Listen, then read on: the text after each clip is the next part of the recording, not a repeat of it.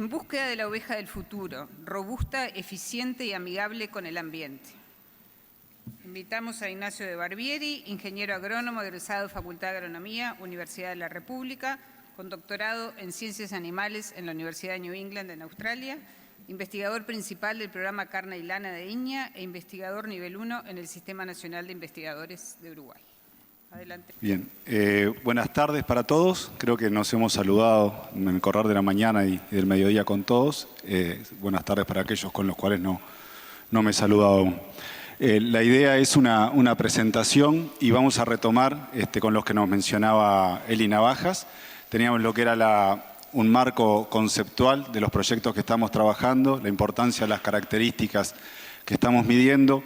Acabamos de compartir un video para ver que siempre a mí por lo menos me ayuda mucho ver de lo que estamos hablando, ver cómo se miden las cosas, ver los animales, los equipamientos. Y la presentación que viene ahora, que armamos en conjunto con Navajas, Velasco y Chapesoni, va a tratar un poco de retomar este tema de eficiencia y resiliencia y brindar algunos datos fenotípicos que hemos obtenido hasta el momento, ¿no? Nos decía Gabriel temprano en la mañana, la importancia de tener información local de nuestras razas y de qué es lo que podemos esperar de trabajar con estas variables. Y esa es la idea, tratar de poner compartir con ustedes alguna de la información que hemos obtenido. Y posteriormente continúa Gabriel ya empezando a compartir información de resultados sobre aspectos más relacionados a la genética. Vamos a retomar algunos. Siempre me preguntan si es mi abuela y no es mi abuela, pero me acompaña mucho desde el año pasado en algunas charlas, aquellos que hemos estado. Es muy simpática, eso sí. Hoy está muy pensativa, pero tiene momentos de alegría que los vamos a compartir más adelante. Entonces está pensando con lo que nos mencionaba él, y tenemos que producir más, tenemos que bajar costos para mejorar estos márgenes económicos. Tenemos todo un tema de cambio climático y la duda de qué animal necesitamos para enfrentarse a estas nuevas, a este nuevo clima. Si podemos agendar el tema medio ambiente y contribuir a mejorar este medio ambiente o por lo menos afectarlo de manera desfavorable lo menos posible. Si con todo esto podemos valorizar los productos que generamos y no olvidarnos que también nos interesa trabajar menos en cada actividad. No en el global, porque podemos hacer más actividades trabajando menos en cada una de ellas. Para ello compartimos algunos datos de los momentos de medición de las características, qué características medimos. Vamos a ir reiterando algunos conceptos que hemos estado trabajando en el día. Alguna información de lo que mencionaba Gabriel, los núcleos informativos. Estos núcleos que estamos trabajando, algún dato de referencia, un tipo benchmarking de lo que producen y empezar a charlar de eficiencia de conversión. Y no nos pusimos de acuerdo, pero todos usamos palabras diferentes para el trade-off. Unos usaron intercambio, otros sinergia y antagonismo. Yo usé compensación. Así que tenemos un montón de sinónimos para trade-off en la lengua española. Acá están las 4 razas que mencionábamos, merino australiano, corrial, merino dune y texel. Y en el mapa del país, los colores más oscuros son las zonas donde hay una mayor proporción de ovinos en el Uruguay. Y están marcados los sitios donde están los núcleos informativos con los cuales estamos trabajando en este componente, donde está la EFAS con su núcleo merino australiano, el merino australiano también en Glencoe, junto con el merino duni, que a su vez está el merino duni en Ciedag, junto con corrial, que también hay una majada corrial en la Magnolia de Iñatahuarembó, y finalmente en el sur, la raza texel, el núcleo informativo está en Niña Las Brujas. ¿Qué variables medimos? Les pido que me acompañen por el color verde, las más tradicionales, como tenemos la lana, el peso vellón, el diámetro de la fibra, el color de la lana. Después, desde el punto de vista de producción y calidad, el peso vivo de la canal, la grasa, el área de ojo de bife, composición del animal, la clasificación visual, la condición corporal, y acá otro componente de resiliencia, el animal que necesitamos para nuestros sistemas pastoriles con oferta de pastura cambiante y de calidad de pastura, muchas veces necesita esta condición corporal para poder producir bien. Variables de salud, afecciones podales, HPG, FAMACHA vinculadas a parásitos. Algunas variables de comportamiento y reproductivas, como es el temperamento, los partos múltiples, fertilidad, habilidad materna, dificultad del parto, supervivencia de corderos y adultos, longevidad productiva, en el sentido que se ve cuánto tiempo el animal permanece en producción y cuáles son los motivos por los cuales sale de esa producción, y algunas variables más novedosas que ya con todo lo que hemos recibido información en el día estamos muy familiarizados, como es la emisión de metano, el consumo del animal, la eficiencia de conversión del alimento. Y volvemos sobre lo que nos mencionaba Eli de esa visión integral, ¿no? Estas son más de 40 características que a su vez muchas de ellas se miden a lo largo de toda la vida del animal, sobre todo de las hembras. ¿Cuándo medimos esto? Es para ver cómo es el sistema de producción donde medimos esto. En primavera nacen nuestros corderos, se destetan al inicio de verano. En verano-otoño se les mide las afecciones podales, la resistencia a parásitos gastrointestinales. Se esquilan al final del primer invierno en primavera. Las hembras que permanecen en el rodeo vuelven a tener evaluación podal, se encarneran en otoño, paren en la siguiente primavera, ya las consideramos ovejas, se encarneran, una ecografía a los 30 días de la encarnerada, esquila preparto temprano, parición, y así sigue la vida del animal hasta que sale por algún motivo de la majada.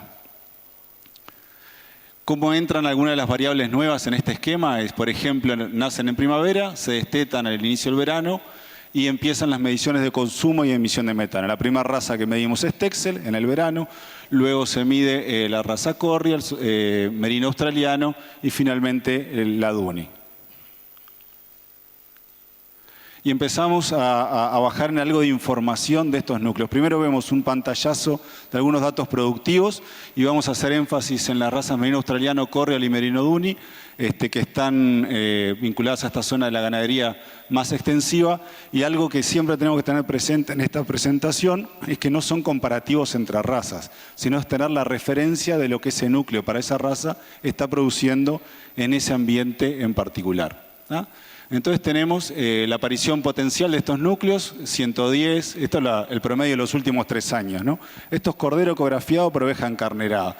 El merino 110 en el eje de 135, 140 para Corrial y merino Duni, con una alta proporción de borregas, entre el 35 y un poquito más de 40% de los animales cada año son borregas, que se encarnan a los 17 meses. Otro dato es, sobre esta aparición, después la mortalidad la señalada es cordero que no sobrevive entre el parto y señalada, en el eje de 6 y 10%, 10 para las razas más especializadas en lana fina y 6 en Corrial. La mortalidad del destete siempre sube un puntito más, pero no es mucho, son datos muy buenos los que estamos observando, y esto permite señaladas en el eje de 100 para merino australiano, y en las últimas 2 columnas ustedes pueden ver en el eje de 125 de señalada para Duni y para Corrial, y esto es bastante consistente a través de los años. Y acá está la alegría, una de ellas, ¿eh? Más aún cuando tenemos en cuenta que esto es en un sistema pastoril. Los animales están todo el año sobre campo natural y en algunos leves momentos tienen acceso a algún tipo de suplemento, como puede ser previo a la encarnerada, un flashing corto, o previo al parto durante el último tercio de gestación. Y en el caso de ser una oveja que está cargando más de un cordero, tienen acceso a pasturas sembradas, ya sea raigrasa o praderas permanentes, e incluso en la primera fase de lactación. Con este manejo nutricional es que se logran estos datos. Y ustedes me pueden decir, bueno, Nacho, ¿y qué tipo de animal estamos hablando? ¿Cuánto pesa ese animal? ¿Qué diámetro tienen? ¿Qué cantidad de lana producen? Y es este tipo de animal. El merino es un animal, una oveja que pesa 51 kilos con 40% de borregas a la encarnerada. Corrial 56, merino Duni 60. Están en el eje de 3 puntos de unidades, 3 puntos de condición corporal a la encarnerada. Un poquito más, sería más deseable. Pesos de vellones de 4, 4,20 y 3,50 según la raza. Y micronajes 15,6, 28 en Corrial y 20 en Duni.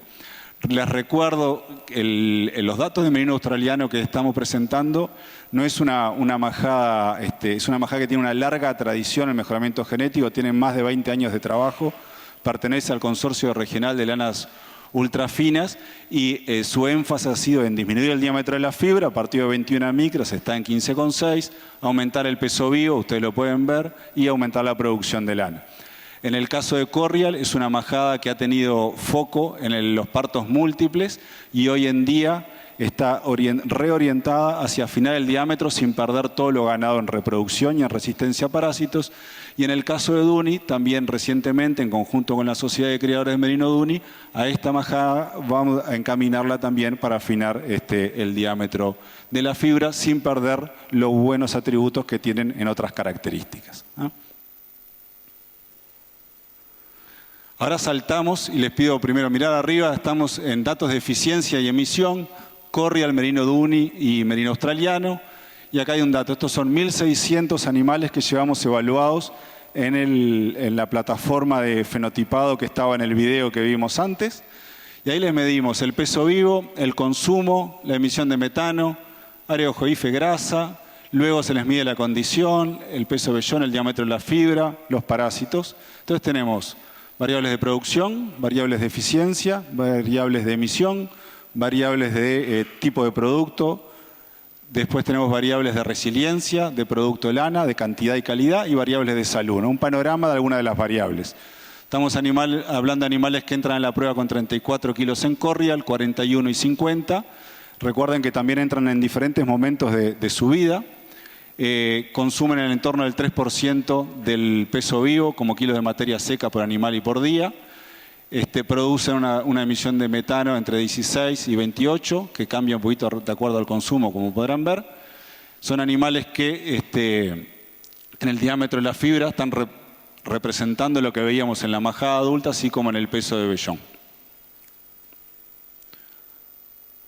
Y la idea, en este momento ya llevamos casi 1.800 animales medidos, esto era el último análisis, 1.600, y a fin de año que estamos terminando estos proyectos es tener 2.230 animales evaluados en esta plataforma.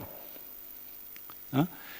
Retomo lo que nos mencionaba Eli, cómo calculamos la eficiencia de conversión entre lo que un animal come realmente y lo que debería comer para su nivel de producción. Y acá era compartirles, no sé si recuerdan, Jean-Michel, dentro de los componentes del proyecto decía, bueno, generar protocolos para hacer evaluación de características que sean comparables entre países y momentos. Y bueno, estos son dos contribuciones que hicieron estudiantes de posgrado en Uruguay. Uno es que Eli nos mencionaba que teníamos mediciones de 56 días, que eran 14 y 42 días. Y bueno, un trabajo de Fernando que podemos incluso trabajar con menos días de medición y en teoría no perderíamos precisión en la determinación del consumo residual de alimento. Y en el caso de Camila, ella evaluó en parte de su doctorado si solo considerar el peso y el crecimiento del animal es suficiente para estimar el consumo residual o es necesario incluir la lana. La lana para nosotros es una característica muy importante y un animal podemos tener ganancias de peso que se repartan distinto entre vellón y lana. Y bueno, evaluamos si teníamos que incluir en el modelo y por suerte no es necesario. Y acá una pregunta en general se la hago a Federico. Si ustedes quieren, se la hago a Federico. ¿Sí? El punto rojo y el punto verde. ¿Cuál es el eficiente y cuál es el ineficiente? O el menos eficiente. El más eficiente, el punto muy bien, Federico. El punto verde es son los animales más eficientes, los puntos rojos son los animales menos eficientes en esa comparación. Tenemos la raza Corrial, Merino y Merino Duni, y en las tres razas podemos hacer este ejercicio, generar este tipo de información, y en todas ellas tenemos animales que son menos eficientes y animales que son más eficientes, evaluados a través del consumo residual del alimento que nos explicaban Arranz y Navajas en presentaciones anteriores. Los invito a seguir la gráfica de Merino Australiano, que es la que tenemos más animales evaluados, y entramos a profundizar un poquito en esto. Primero caracterizamos las variables. Después empezamos a comparar entre los animales más eficientes y menos eficientes si hay alguna diferencia. Después empezamos a generar asociaciones de variables y después pasamos a parámetros genéticos, que es lo que nos va a presentar Gabriel. Entonces comparamos entre los puntos rojos y puntos verdes, los 25% de animales más eficientes versus los 25% menos eficientes, si había diferencias en algunas variables que nos interesaban. Buenas noticias, no hay diferencias en el área de Joife y la grasa, no hay diferencias en la ganancia de peso durante la prueba, esto es un poco tramposo porque se usa para el cálculo, ni en el peso vivo, ni en la condición corporal, ni en la producción de lana, ni en el diámetro de la fibra, ni en la resistencia a parásitos gastrointestinales. O sea, podríamos, esto es lo que nos decía Deli, en variables productivas no tendríamos diferencias entre estos dos grupos de animales. Y vamos un poco más lejos, porque todo esto se mide en el animal en el primer año de vida y hay preguntas de decir, bueno, pero ¿qué pasa después cuando esa oveja va al campo a producir en nuestro sistema, que es desafiante, que el animal eficiente más o menos es lo mismo? Entonces trabajamos en ovejas adultas, un grupo verde más eficiente, un grupo rojo menos eficiente, y les medimos el peso vivo, el peso de vellón, el diámetro de la fibra, el segundo vellón y tercer vellón, la condición corporal a la encarnerada. Fuimos un poquito más, medimos la fertilidad, cantidad de corderos por oveja encarnerada, la prolificidad, oveja preñada sobre oveja encarnerada y cantidad de corderos, la aparición y los kilos de cordero destetados por oveja encarnerada, como un punto de ver en la reproducción y en el crecimiento de esos corderos que pasaba. La muy buena noticia es que en este análisis no puedo usar la palabra preliminar, porque Platero me lo prohibió, pero bueno, en este análisis, que no es preliminar, nos da igual.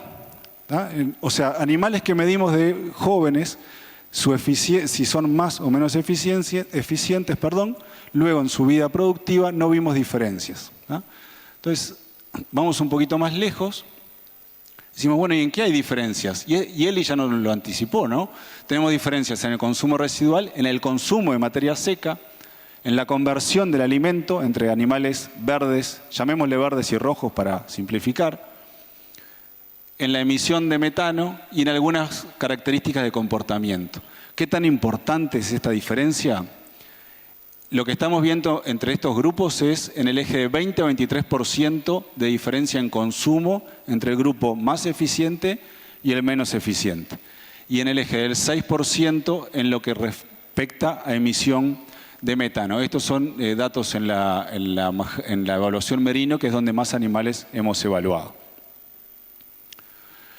Vamos a retomar lo que nos mencionaba Gabriel. Bueno, vimos con algunas variables de producción, vimos con algunas variables de consumo, de metano. ¿Qué pasa en el tema salud? Y tenemos dos trabajos, el de Gracialda Ferreira y otro que realizó Eli recientemente.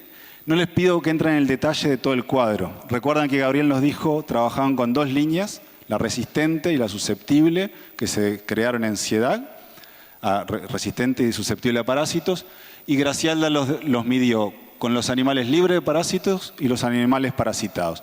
La buena noticia es que no vimos diferencias en el consumo, en la conversión del alimento y en la ganancia de peso vivo entre líneas de resistencia a parásitos e independientemente de si estaban o no estaban parasitados. Esto es una muy buena noticia que podemos seleccionar por líneas resistentes a parásitos y no necesariamente vamos a estar yendo en contra de la eficiencia de conversión del alimento. Y el segundo trabajo de Eli, que son 217 animales, también sobre la raza Corrial, 3 generaciones, 12 padres, y estudió la asociación entre la resistencia a parásitos y la eficiencia de conversión, y Eli encontró que ninguna variable de eficiencia del alimento o emisión de gases se correlacionó con los DEPs a parásitos gastrointestinales, ¿no? Esto con información fenotípica. Ahora salimos del tema de eficiencia, pero traje un ejemplo que es de la tesis de Suri Ramos, muchos de ustedes la conocen, y acá era la importancia, para recalcar la importancia de la visión integral que nos dice él, la importancia de medir muchas de las variables que nos pueden afectar al resultado económico. Este es lo que les voy a presentar son las tendencias fenotípicas en merino australiano, en la majada del núcleo del krilu, que buscaba disminuir el diámetro. Si ven desde el año 2000 al 2020 hay una fuerte disminución del diámetro de la fibra. Veíamos que hoy tiene 15 micras la majada. Hay un incremento en el peso de la lana, que era otro factor que se buscaba. Hay un incremento en el peso vivo del animal, más allá de si es una oveja de 2 años o de más edad. Y después lo que reporta Zuli es un descenso de la condición corporal. O sea, si la condición corporal es una variable de alta importancia para nosotros, esto es un tema que nos abre una luz amarilla y es la forma de ver que la importancia de tener la visión integral para estar midiendo todas las variables que nos pueden afectar el resultado reproductivo. Zuli ahora tiene los deberes de ver desde el punto de vista genético cuáles son las variables que fuimos seleccionando que pueden estar relacionadas desfavorablemente con la condición corporal y agendar esto para el futuro dentro de la majada. Esa es Zuli. Bueno, terminando, vimos algo de los núcleos formativos. Nos sirven para una caracterización de las razas, un benchmarking, son de soporte, investigación y desarrollo. Vimos que una mejor eficiencia de conversión del alimento está asociada a un menor consumo, un 20-23% en la población merina evaluada, que es mucho, ¿no? Es una gran cantidad de forraje. Una menor emisión de metano, esto no lo estamos viendo en todas las razas aún, pero sí el merino australiano. Una mejor conversión del alimento, similar productividad hasta el momento, tanto en el primer año de vida como en mediciones posteriores que hacemos en la oveja. Luego, una menor emisión de metano, acá retomo un tema que nos presentó Eli, se asocia a un menor consumo y peso. Por lo tanto, si elegimos ir algún día por disminuir la emisión de metano, no puede ser sin considerar el peso vivo del animal. Tenemos que agendar ese peso. Y bueno, que compensación entre variables o sinergias y antagonismos o trade-off o intercambios pueden existir. Y acá les pongo una figura que son número de datos. Y bueno, es lo que se ha medido hasta el momento. Tenemos más de 7.000 datos de afecciones podales, 3.000 de HPG, sobrevivencia, consumo. Lo que quiero mostrarles es que es una muy potente base de datos donde estos animales están muchos de ellos genotipados y todo el ADN de ellos está guardado en el banco de Iña Las Brujas. Es así, Beatriz, ¿no? Está todo, ¿no? Bueno, partimos, tenemos 1.800 datos al momento, pensamos tener 2.230 a final de año. Y si bien parece una historia larga, en realidad ha sido muy corta, van 4 años, nada más. Y para finalizar, agradecerles a los estudiantes de grado, posgrado y pasantes. Sin ellos no es posible realizar estos trabajos. Especialmente a Fernando Amarillo, Graciela Ferreira, Zuli Ramos y Camila Balconi y Brenda Vera, que ya han analizado y publicado información. Hoy tenemos, por ejemplo, a Luis Araujo acá, pero Luis está en pasos todavía preliminares. Perdón, Pablo. Y después tenemos un agradecimiento para la gente de la Magnolia Glencoe, de los laboratorios de Zule e Iña y las empresas que nos han acompañado en este camino. También reconocimiento a las instituciones que participan y a los socios del proyecto SMART.